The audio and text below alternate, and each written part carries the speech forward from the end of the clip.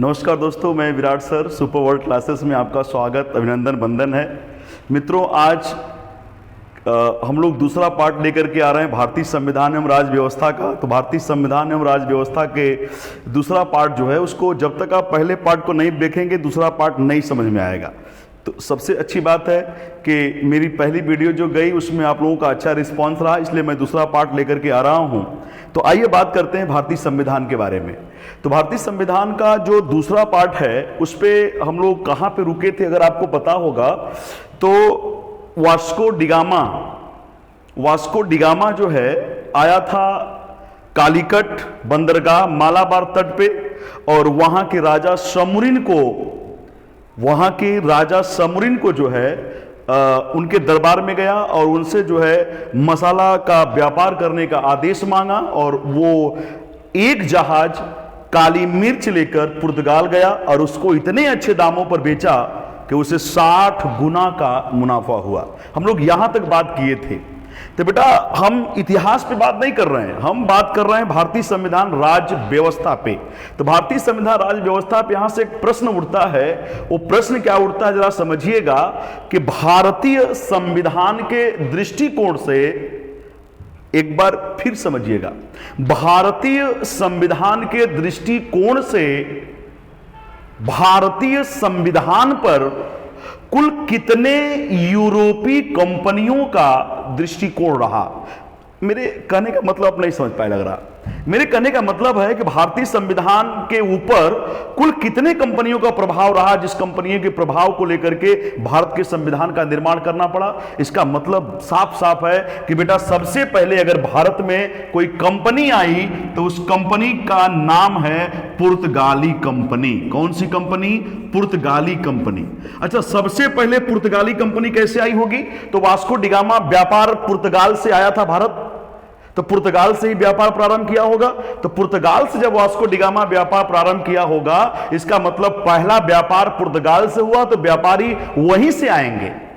तो भारत की संविधान के ऊपर 5 कंपनियों का प्रभाव रहा, सबसे ज्यादा प्रभाव रहा 5 कंपनियों का। तो उन 5 कंपनियों का नाम लेने जा रहे हैं। तो पहली कंपनी का नाम था पुर्तगाली कंपनी, जिसका भारतीय संविधान पर प्रभाव पड़ा। दूसरी कंपनी का नाम था डच कंपनी,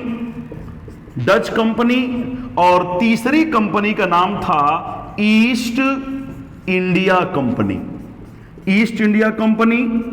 और बेटा चौथी कंपनी का नाम था डेनिश कंपनी, और सबसे लास्ट की जो कंपनी थी उसका नाम था फ्रांसीसी कंपनी। तो क्वेश्चन क्या बनता है कि कुल कितने कंपनियों का प्रभाव भारतीय संविधान पर पड़ा? तो कुल 5 यूरोपीय कंपनियों का प्रभाव भारतीय संविधान पर पड़ा। कुल 5 यूरोपीय कंपनियों का प्रभाव भारतीय संविधान पर पड़ा। यहां से क्वेश्चन क्या आता है, यहां से कई प्रकार के क्वेश्चन बनते हैं। इतिहास के भी क्वेश्चन बनते हैं और पॉलिटी से संबंधित क्वेश्चन बनते हैं। इतिहास से क्वेश्चन क्या बनेंगे कि भारत में यूरोप से पहली कंपनी व्यापार करने के लिए कौन आई थी? तो पहली कंपनी अगर कोई व्यापार करने के लिए आई थी, उस कंपनी का नाम था पुर्तगाली कंपनी।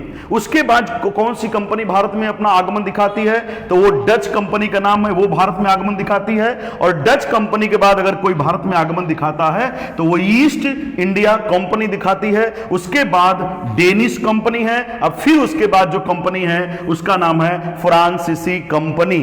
तो बेटा, ये भारत आने का आगमन का क्रम भी सही है, लेकिन यहां से एक बात और आपको समझना पड़ेगा। समझने वाली बात क्या है कि सबसे पहली कंपनी कौन जिसने भारत में व्यापार करने का कदम रखा? वो पुर्तगाली कंपनी है। एक बात समझिएगा। और दूसरी सबसे शानदार क्वेश्चन है बेटा कि इन 5 कंपनियों में से भारत के संविधान पर सबसे ज्यादा असर वो कौन सी कंपनी का है जिसका पड़ा? तो सबसे ज्यादा असर, तो जो सबसे ज्यादा समय तक भारत में रहा होगा उसका सबसे ज्यादा असर भारतीय संविधान पे पड़ा होगा। तो कहा गया इन 5 कंपनियों में सबसे ज्यादा समय तक अगर कोई कंपनी थी तो उस कंपनी का नाम था ईस्ट इंडिया कंपनी। इसलिए ईस्ट इंडिया कंपनी का असर भारतीय संविधान पर सबसे ज्यादा समय तक का था। ठीक है, ये बात समझिएगा। अगला क्वेश्चन बेटा आता है कि इन कंपनियों में सरकारी कंपनी किसे कहते हैं? सरकारी कंपनी, बात को समझिएगा। सरकारी कंपनी का मतलब हो गया कि ऐसी कंपनी जिसमें राजाओं का पैसा लगा हो, राजा खुद व्यापार करने के लिए भेजे हो, तो उसमें राजा महाराजा ही सरकार होते थे। तो सरकारी कंपनी कौन सी कंपनी है? तो ढेर सारे बच्चों का आंसर यहां पर मिलता है कि वो बच्चे कहते हैं कि सर सरकारी कंपनी ईस्ट इंडिया कंपनी थी, जबकि सरकारी कंपनी ईस्ट इंडिया कंपनी नहीं थी। सरकारी कंपनी जो कंपनी थी उस कंपनी का नाम था फ्रांसीसी कंपनी थी। तो फ्रांसीसी कंपनी को सरकारी कंपनी कहा जाता है। बेटा यहां का भी एक इतिहास है, यहां का अपना एक इतिहास है कि फ्रांसीसी कंपनी को सरकारी कंपनी क्यों कहा जाता है। तो फ्रांसीसी कंपनी को सरकारी कंपनी इसलिए कहा जाता है बेटा कि ध्यान दीजिएगा कि दुनिया के 5वीं शताब्दी का सबसे गरीब देश था ब्रिटेन। 5वीं शताब्दी का सबसे गरीब देश था ब्रिटेन, और इसका अपना खुद का भाषा नहीं था। ब्रिटेन का भाषा था बेटा लैटिन भाषा बोलते थे लोग। कौन सी भाषा? लैटिन भाषा। लेकिन जब से ईस्ट इंडिया कंपनी भारत में व्यापार करना प्रारंभ करती है, तब से ईस्ट इंडिया कंपनी का मुनाफा बढ़ता जाता है, अब विश्व के देशों पर कब्जा करना स्टार्ट कर देती है। तो ऐसा ही एक कब्जा करने गई थी ईस्ट इंडिया कंपनी ऑस्ट्रेलिया पर। कहां पर कब्जा करने गई थी? ऑस्ट्रेलिया पर। ऑस्ट्रेलिया पर कब्जा करने के लिए गई थी। लेकिन पहले से ऑस्ट्रेलिया पर कब्जा फ्रांसीसी कंपनी का था।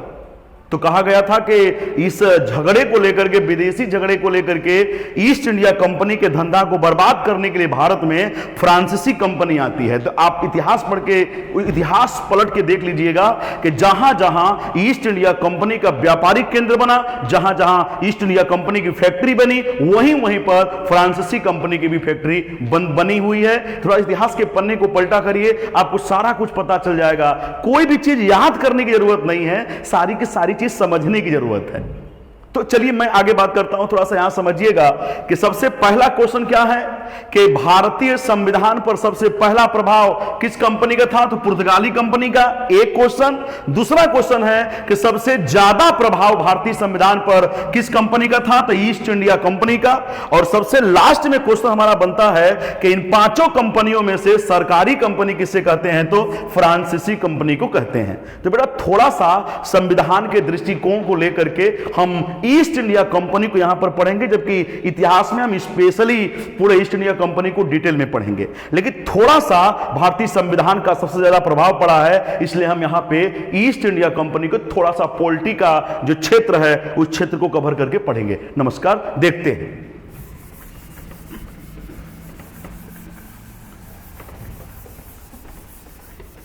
देखते हैं, आइए बात करते हैं ईस्ट इंडिया कंपनी के बारे में। तो डाल दीजिए हेडिंग ईस्ट इंडिया कंपनी। कौन सी company? East India company. East India company का जो पूरा नाम है बेटा, ये कंपनी है कहां का? ये तो भारत का ही परिचय दे रहा है ना। ईस्ट मतलब पूर्वी इंडिया वाली कंपनी, ये भारत का ही परिचय दे रहा है। तो यहां का बेटा एक नाम और है जिसको बोलते हैं ब्रिटिश ईस्ट इंडिया कंपनी, जिसको बोलते हैं BEIC, British east India company, जिसको बोलते हैं BEIC। अब इस कंपनी के स्थापना का इतिहास थोड़ा समझिए, कंपनी स्थापित कैसे होती है ईस्ट इंडिया कंपनी। यूरोप के देशों में बेटा, यूरोप के देशों में भारत से व्यापार करती थी पुर्तगाली कंपनी, भारत से व्यापार करती थी डच कंपनी। लेकिन जब ईस्ट इंडिया कंपनी भारत से व्यापार नहीं करती थी, तो इस चीज को समझिएगा कि ईस्ट इंडिया कंपनी जब नहीं व्यापार करती थी, तो पुर्तगाली कंपनी और डच कंपनी को जब देखती थी कि यह काफी मुनाफा कमा रहे हैं, तो ईस्ट इंडिया कंपनी के व्यापारी भी भारत के साथ व्यापार करने की बात साझा किए और प्लान बनाए कि चलो हम भी चलते हैं भारत, और भारत चल करके ईस्ट इंडिया कंपनी मतलब भारत चल करके व्यापार करते हैं। तो ये ईस्ट इंडिया कंपनी से स्थापना से पहले की बात हो रही है। तब ब्रिटेन के कुछ व्यापारी वर्ग मिले, ब्रिटेन के कुछ व्यापारी मिले। तो ब्रिटेन के जो व्यापारी थे, वह व्यापारियों की संख्या थी बेटा 217 लोग थे।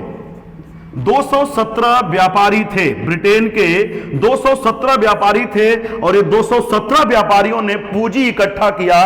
और ध्यान दीजिएगा, कई बार क्वेश्चन पूछ चुका है, पूंजी इकट्ठा किया तो वह पूंजी थी 30,133 पाउंड की। 30,133 पाउंड की पूंजी इकट्ठा किया गया और 30,133 पाउंड की पूंजी इकट्ठा करके ब्रिटेन के महारानी के पास लोग गए।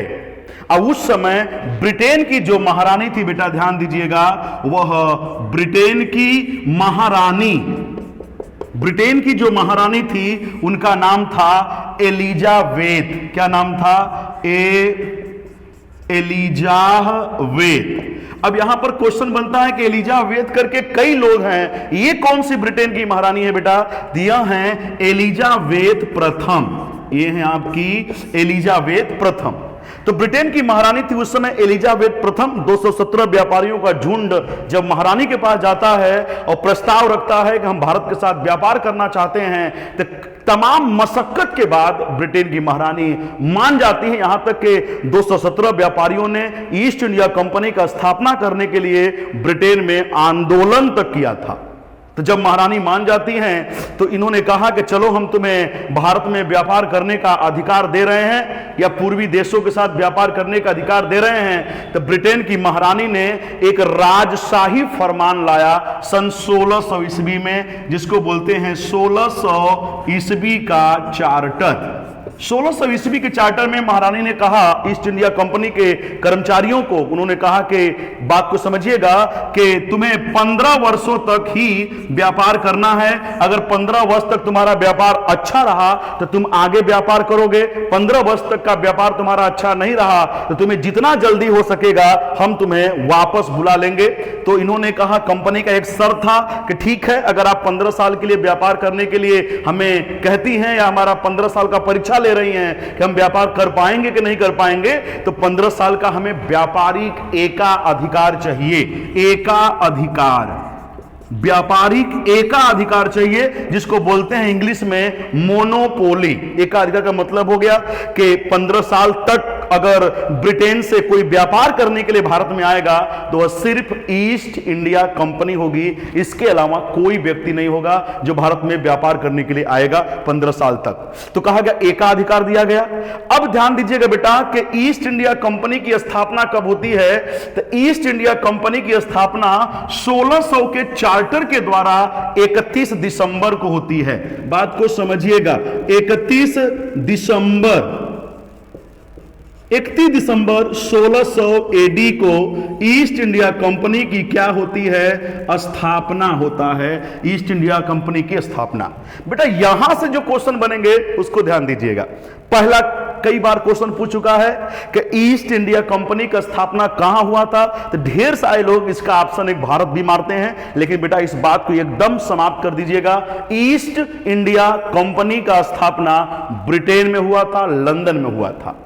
अच्छा, ईस्ट इंडिया कंपनी की स्थापना करने वाली, मान्यता देने वाली महारानी का नाम क्या था? तो महारानी का नाम था एलिजाबेथ प्रथम था। और यह किस चार्टर के द्वारा हुआ था? तो यह 1600 के चार्टर के द्वारा हुआ था। और ईस्ट इंडिया कंपनी को भारत में पहली बार कितने साल का एकाधिकार दिया गया? तो 15 वर्ष का एकाधिकार दिया गया व्यापार करने का।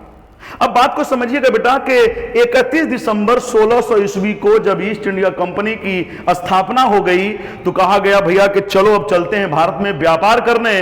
तो बात को समझिएगा, यहीं पर थोड़ा सा आपको समझना पड़ेगा कि लोग सोचे कि भैया एक ऑफिस बना लेते हैं। तो ब्रिटेन में एक ऑफिस बनाने के लिए बात की गई। तो ईस्ट इंडिया कंपनी का बेटा ऑफिस बनने में 3 साल लग गया, यानी कि 1603 तक ब्रिटेन में ईस्ट इंडिया कंपनी का ऑफिस बना। यहां तक क्लियर है? चलिए यहां के आगे चलते हैं, थोड़ा सा मिटा देते हैं, समझिएगा। तो 1603 तक ब्रिटेन में ईस्ट इंडिया कंपनी का जो है स्थापना हुआ। इसको तो जरा ध्यान दीजिएगा कि ईस्ट इंडिया कंपनी का स्थापना हुआ ब्रिटेन में 1600 में, और 1603 ईस्वी में वहां पर उसका ऑफिस बना। और जब लोग जा रहे थे कि भैया ऑफिस बन गया, अब चलते हैं लाइसेंस ले लेते हैं या भारत के बादशाह जो हैं उनके नाम से पत्र लिखवा लेते हैं। तो बेटा उनके नाम से पत्र लिखवाने के लिए जब लोग गए तो देखा जाता है कि 1603 में ब्रिटेन में एक घटना घट गई। घटना क्या घटी कि 1603 में महारानी की मृत्यु हो गई। महारानी की क्या हो गई? मृत्यु हो गई। महारानी का डेथ हो गया, एलिजाबेथ प्रथम की मृत्यु हो गई। तो कहा गया एलिजाबेथ प्रथम की जैसे मृत्यु हो गई, वहां का एक नया राजा शासन को संभालता है। उस राजा का नाम जरा समझिएगा कि राजा का नाम था राजा जेम्स प्रथम। क्या नाम था? राजा जेम्स प्रथम। तो उस राजा का नाम था राजा जेम्स प्रथम। और ईस्ट इंडिया कंपनी के लोग जो है परेशान हो जाते हैं कि बाप रे बाप, ये तो महारानी का मृत्यु हो गया, हम लोगों का 30,133 पाउंड की पूंजी भी लग गई। तो उसके चक्कर में व्यापारी वर्ग जब परेशान होता है तो इनके पास एक बुद्धिमान व्यक्ति आता है। उस बुद्धिमान व्यक्ति का नाम है हॉकिंस। क्या नाम है? हॉकिंस। बात को समझिएगा बेटा, हॉकिंस एक बुद्धिमान व्यक्ति था 217 व्यक्तियों में। तो ये आता है जेम्स प्रथम के पास और इनसे जो है सारी बातें बताता है कि महारानी ने 1600 के चार्टर में हमको लाइसेंस दिया है पूर्वी देशों के साथ व्यापार करने का, भारत के साथ व्यापार करने का। तो हमें जो है भारत जाना है, बस आप भारत के बादशाह के नाम से पत्र लिख दीजिए। तो भारत के बादशाह का पता लगाया गया तो कहा गया भैया 1603 में अगर भारत का कोई बादशाह है तो उस बादशाह का नाम है अकबर। क्या नाम है? अकबर। तो ध्यान दीजिएगा बेटा कि 1603 में राजा जेम्स प्रथम ने भारत के बादशाह अकबर के नाम से पत्र लिखा। लेकिन यह पत्र जो लिखा गया बेटा, यह लिखा गया था इंग्लिश में। किस भाषा में लिखा गया? इंग्लिश में। अब लोगों ने पता लगाया कि यह इंग्लिश में जो पत्र लिखा है, तो पता यह तो लगाओ कि भारत का बादशाह क्या बोलता है। तो भारत का बादशाह बेटा 2 भाषा सिर्फ जानता था, अंग्रेजी इसे नहीं आती थी। एक इसकी मदर भाषा थी जिसको बोलते हैं तुर्की, और दूसरी इसकी एक भाषा थी जिसको बोलते हैं फारसी। तो कहा गया कि तुर्की और फारसी में तो पत्र लिखा नहीं गया। तो भाई अगर मान लीजिए कि आप किसी से मिलने जा रहे हैं और वो बंदा हिंदी जानता हो और आप चाइना में चिंग चांग किए पड़े हैं, तो जब आप चाइना की भाषा में चिंग चांग किए पड़े हैं तो जाहिर सी बात है कि वो बेटा भाई कभी भी आपको अपना परिचय न देकर के आप पे गुस्साएगा, झलियाएगा, पता नहीं कुछ भी कर सकता है। तो वहां पे आपको समझना पड़ेगा कि आप पहली बार किसी से मिलने जा रहे हैं तो उसके भाषा में बात करिए। यह बात हॉकिंस समझ गया। तो हॉकिंस ने कहा कि यार ये जो हम लोगों को पत्र मिल गया है, ये जो हम लोगों को पत्र मिला है, यह पत्र तो अंग्रेजी भाषा में है, हमें बोलना क्या है भैया? अकबर क्या जानते हैं? तुर्की और फारसी। तो बेटा कहा जाता है कि हॉकिंस भाषा सीखने लगा। पहली बार उसने तुर्की भाषा सीखा, लेकिन वो भाषा सीखने में कठिनाई होती है, तो इसने तुरंत जो है भाषा बदल दिया और फारसी भाषा हॉकिंस एकदम गजब सीख गया। मतलब जैसे भारतीय बोलते हैं वैसे हॉकिंस बोलने लगा। तो कहा गया चलो भैया चला जाए। तो समय बीत गया, और समय जो बीत गया बेटा, वह बीत गया समय, ध्यान दीजिएगा कि 1603 से लेकर के 1608 ईस्वी आ गई। कितना? 1608। तो यहां थोड़ा समझिएगा, 8 से आगे जाने के लिए थोड़ा आपको समझना पड़ेगा। मैटर क्या है? ईस्ट इंडिया कंपनी की स्थापना 31 दिसंबर 1600 ईस्वी को हुई, एक बात। दूसरी बात, ईस्ट इंडिया कंपनी के लोग जो ईस्ट इंडिया कंपनी की स्थापना किए, उनको लगा कि ब्रिटेन में ऑफिस होना चाहिए, तो ऑफिस खोलने में वो 3 साल लगा दिए। तो 1603 आ गया। जब वो गए महारानी एलिजाबेथ प्रथम से भारत के बादशाह के नाम से पत्र लिखवाने, तो पता चला कि महारानी का 1603 में ही मृत्यु हो गया, उसी दिन मृत्यु हो गया। तो कहा गया जब मृत्यु हो गया तो व्यापारी वर्ग काफी परेशान हुआ, क्योंकि ब्रिटेन का राजा जेम्स प्रथम बने। तो जेम्स प्रथम से जब लोग गए व्यापारिक पत्र लिखवाने के लिए, तो उसमें भारत का बादशाह था अकबर, और जेम्स प्रथम थोड़ा सा व्यापारियों से नाराज चल रहे थे, इसलिए उन्होंने पत्र लिख दिया अंग्रेजी भाषा में। अब अंग्रेजी भाषा अकबर नहीं जानता था, इसलिए हॉकिंस ने पहले तुर्की सीखा, लेकिन तुर्की नहीं सीख पाया, तो क्या सीखा? फारसी सीखा, और फारसी सीखने में सफल हो गया। लेकिन टाइम बीत गया 1608 ईस्वी का। तो अब हम जा रहे हैं बात करने 1608 ईस्वी के आगे, जरा समझिएगा, मिटा रहे हैं। तो 1608 ईस्वी के बाद की घटना थोड़ा समझिएगा, बड़ी ही शानदार घटना है, थोड़ा इसे आपको समझना पड़ेगा। 1608 में क्या हुआ? तो बेटा 1608 में जो घटना घट रही है जरा समझिएगा कि 1608 में हॉकिंस एक जहाज लेता है, जिस जहाज का नाम है, ध्यान दीजिएगा, जिस जहाज का नाम है हेक्टर। जिस जहाज का नाम है हेक्टर। तो 1608 ईस्वी में हॉकिंस एक जहाज लेता है जिस जहाज का नाम है हेक्टर, और हेक्टर नामक जहाज से हॉकिंस जो है बेटा किस बंदरगाह पे पहुंचता है, तो भारत के सूरत नामक बंदरगाह पे पहुंचा था। बंदरगाह पे पहुंचा था, भारत के सूरत नामक बंदरगाह पे पहुंचता है। तो कहता है कि भारत के सूरत नामक जब बंदरगाह पे पहुंचता है तो इसी बंदरगाह पे उतरने के बाद हॉकिंस को लगता है कि भाई कहां चला जाए। तो उस समय सूरत का एक दीवान था, 1608 ईस्वी में सूरत का एक दीवान था और उस दीवान का नाम था बेटा खुर्रम। उस दीवान का नाम था खुर्रम। तो किसी ने हॉकिंस को बता दिया, हॉकिंस जो है एक अलग पोशाक में भारत में आया तो भारत के जो लोग थे उसको देख करके हंसने लगे, और जब हंसने लगे तो इसने जो है सूरत के बादशाह या मालिक का पता पूछा। लोग सही से नहीं बता पाए तो लोग सोचे कि भैया चलो सूरत के मालिक को पूछ रहा है, तो सूरत के मालिक दीवान खुर्रम के पास पहुंचा दिए लोग। पूछा कि आप ही बादशाह है क्या? तो कहा बादशाह हम नहीं हैं। तो कहा कि खुर्रम कौन था? तो बेटा कहा कि बादशाह हमारे पिता हैं। इसने कहा कि बादशाह हमारे पिता हैं। तो कहा बादशाह तुम्हारे पिता है, तो पिता का नाम क्या है? इसने कहा कि हमारे पिता का नाम है जहांगीर। क्या नाम है? जहांगीर। हमारे पिता का नाम है जहांगीर। तो बादशाह हम नहीं हैं, हमारे पिता बादशाह हैं, पिता का नाम है जहांगीर। लेकिन इसके हाथ में जो पत्र था वो अकबर के नाम के पत्र था, जो अकबर बादशाह था उसके नाम का पत्र था। तो खुर्रम से बताता है कि हमारे यहां जो पत्र लिखा गया, हमें जो सूचना दी गई वो बादशाह अकबर की दी गई। तो कहा कि अकबर जो हैं वो हमारे दादा थे। अकबर जो है हमारे क्या थे? दादा थे। तो दादा का मतलब हो गया अकबर हमारे दादा थे। समझिएगा बेटा, इसका मतलब अकबर के बेटे थे जहांगीर। तो उसने पूछा अकबर कहां गए? तो कहा कि 1605 में अकबर की मृत्यु हो गई। तो 1605 में अकबर की मृत्यु हो गई, इसलिए अकबर के स्थान पर उनका पुत्र जो है जहांगीर गद्दी को संभाल रहा है। अब मैं जहांगीर का बेटा हूं ऐसा खुर्रम बोल रहा है। तो खुर्रम किसका बेटा है? जहांगीर का बेटा। ये वही खुर्रम है जो बाद में जाकर के शाहजहां बनता है।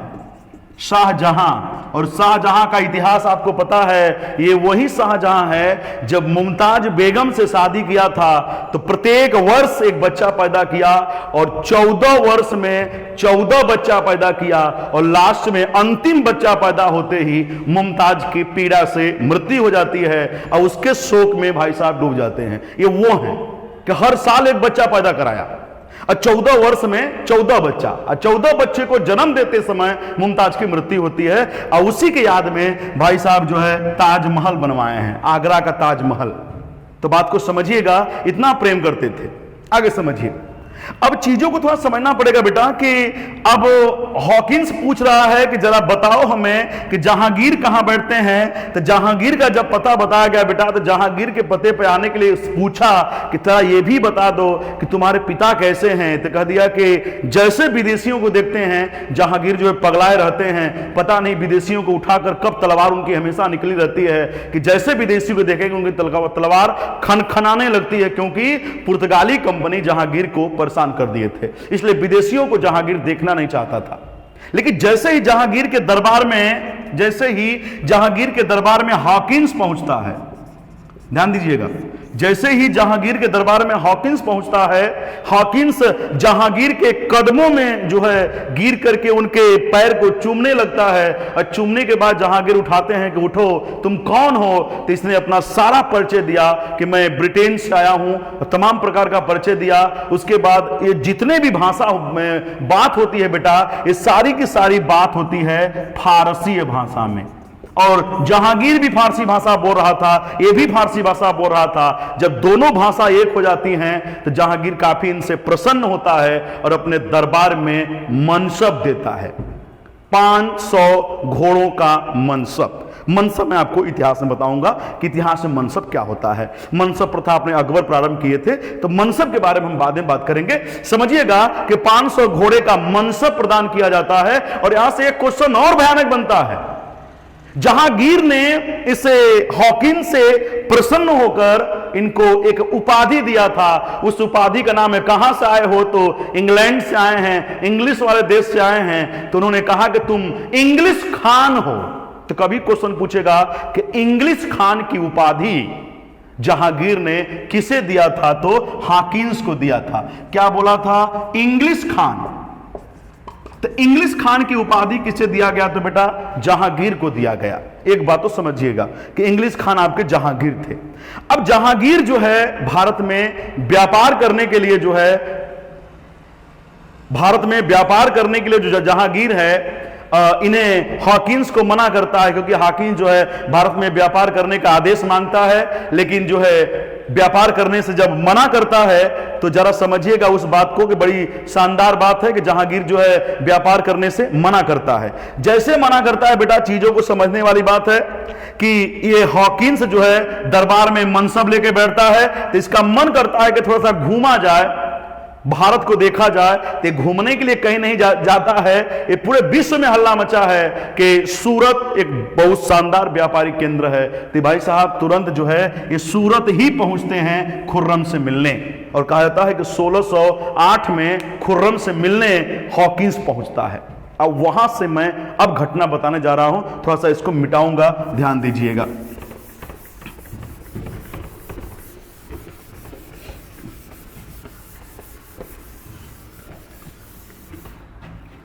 अब चीजों को समझिएगा, बड़ी शानदार बात करने जा रहे हैं। सबसे शानदार बात करने का मतलब यह है कि जहांगीर से व्यापारिक आदेश हॉकिंस मांगते हैं। जहांगीर से व्यापारिक आदेश हॉकिंस मांगते हैं, जबकि हॉकिंस को व्यापारिक आदेश देने से मना कर देता है। और जैसे जहांगीर हॉकिंस को व्यापारिक आदेश देने से मना कर देता है, तो व्यापारी आदमी व्यापार करने आया था। तो जब ये व्यापारी आदमी व्यापार करने के लिए आया था बेटा, जरा समझिएगा, तो यह फिर से पहुंचता है 1608 ईस्वी में, वहीं सूरत पहुंचता है, और सूरत में उसी से मिलता है, सूरत के दीवान खुर्रम से। और खुर्रम से मिलकर कहता है कि तुम्हारे पिता जाने या नहीं जान पाएंगे, आओ मिलकर के व्यापार करते हैं, आज नहीं तो कल तुम्हें जो है बादशाह बनना ही है, तो अभी से अपनी व्यवस्था करने में प्रारंभ कर दो। तो कहा गया बेटा खुर्रम को बहला फुसला करके हॉकिंस जो है, ध्यान दीजिएगा, खुर्रम को बहला फुसला करके हॉकिंस जो है सूरत में पहली फैक्ट्री की नींव डालता है। तो 1608 में फैक्ट्री बनने लगती है, जरा समझिएगा। लेकिन कोई जाकर के जहांगीर को बता देता है कि जो हॉकिंस था वह सूरत में फैक्ट्री बना रहा है। तो कहा गया कि हॉकिंस सूरत में फैक्ट्री बना रहा है। इसके चक्कर में जब जहांगीर सूरत पे चढ़ाई करता है तो खुर्रम एकदम डरा देता है, और डराने के बाद एक बात कहता है। वो कौन सी बात कहता है जरा समझिएगा। वो कहता है कि तुम अपनी जान बचा लो, क्योंकि हॉकिंस जहांगीर जो है हॉकिंस तुम्हें छोड़ेगा नहीं, अपनी जान बचा लो। तो कहा गया कि अंग्रेज बेटा भागे, और भागते भागते कहां पर गए थे जरा समझिएगा। तो अब भागते भागते आंध्र प्रदेश गए थे। कहां गए थे? आंध्र प्रदेश। और आंध्र प्रदेश का एक शहर है जिसका नाम है मछलीपट्टनम। आंध्र प्रदेश का नाम है जिसका नाम है मछलीपट्टनम, और अंग्रेज जाकर के यहीं पर छुपे थे। तो अंग्रेज जब जाकर के यहीं पर छुपे थे बेटा, तो कहा गया कि अंग्रेज यहीं पे छुपे छुपे रह गए। तो इसी का नाम आजकल लोग बोलते हैं मसूलीपट्टनम। मसूलीपट्टनम। तो आज के लोग जो है मसूलीपट्टनम का नाम लेते हैं। तो बेटा यहां से क्वेश्चन और बनता है कि मसूलीपट्टनम में जब ये जाकर के छुपे तो ये लोग यहां पर तो अधूरी फैक्ट्री बना दिए, लेकिन कहा गया मसूलीपट्टनम में जब गए तो यहां पर मसूलीपट्टनम का मतलब होता है मछली को काट काट के लोग क्या करते थे, पाटे हुए थे कि वहां के मछुआरे मछली मारते थे, वहीं पर काटते थे, काट काट के बहुत बड़ा पाट दिए थे, वहीं पर जाकर छुपे हुए थे, इसलिए वहां पर कोई जा नहीं पाया। जब वहां पर कोई जा नहीं पाया तो लोग सोचे कि चलो यहीं पर जो है फैक्ट्री बनाते हैं। तो ईस्ट इंडिया कंपनी की बेटा दूसरी फैक्ट्री बनने जा रही है, लेकिन नाम है कि पहली फैक्ट्री है। तो ध्यान दीजिएगा, मसूलीपट्टनम में 1608 में ईस्ट इंडिया कंपनी की फैक्ट्री बनने लगती है। और जरा समझिएगा, यह फैक्ट्री बनते बनते 1611 हो जाता है। तो 1611 में ईस्ट इंडिया कंपनी की फैक्ट्री बनकर के तैयार हो जाती है। तो 11 में जब तैयार होती है तो यहां से क्वेश्चन बनता है कि ईस्ट इंडिया कंपनी की पहली फैक्ट्री का नींव कहां रखा गया था? तो पहली फैक्ट्री का नींव रखा गया था सूरत में। लेकिन ईस्ट इंडिया कंपनी की पहली फैक्ट्री बनकर कहां तैयार होती है? मसूलीपट्टनम में। सूरत के फैक्ट्री का नींव कब रखा गया? 1608 में, और वह फैक्ट्री अधूरी पड़ गई। लेकिन ईस्ट इंडिया कंपनी की पहली फैक्ट्री कहां पर बनकर तैयार होती है? तो बेटा 1611 में मसूलीपट्टनम में बनकर के तैयार होती है। तो जरा इस बात को समझिएगा, यहां से बहुत शानदार क्वेश्चन बनता है, बहुत ही शानदार क्वेश्चन बनता है। लेकिन कभी क्वेश्चन पूछेगा ईस्ट इंडिया कंपनी का अस्थाई फैक्ट्री कहां बनी? तो ईस्ट इंडिया कंपनी का अस्थाई फैक्ट्री बेटा जब भी बनेगी सूरत में बनेगी। क्यों? क्योंकि ये जो फैक्ट्री है ये ऐसे ही बना दिया गया है कि नाव मातृका के रहने के लिए एक बसेरा चाहिए, तो मसूलीपट्टनम में इस फैक्ट्री को स्थापित कर दिया गया। तो इस बात को लेकर के थोड़ा समझिएगा कि उनका उद्देश्य नहीं था कि हम मसूलीपट्टनम में फैक्ट्री खोलेंगे, लेकिन उनका उद्देश्य कहां था? सूरत। नहीं खुल पाया, यहां खोले। इसलिए यहां से क्वेश्चन बनता है कि ईस्ट इंडिया कंपनी की अस्थाई पहली फैक्ट्री कहां पर खुली थी? तो मसूलीपट्टनम में खुली थी। तो बेटा आज इतना ही, और आगे का पार्ट 2, पार्ट 3, पार्ट 4 ऐसे करके मैं लाता रहूंगा। तो आपका जैसा सपोर्ट रहेगा वैसा प्रयास करूंगा। आप इस चैनल को लाइक, सब्सक्राइब और शेयर करें। मैं हमेशा अब आपसे अपडेट रहूंगा और संविधान के चीजों पर ऐसे ही बात करते रहूंगा। एकदम बिल्कुल जीरो लेवल से पढ़ा रहा हूं। तो बहुत बहुत धन्यवाद सपोर्ट करने के लिए।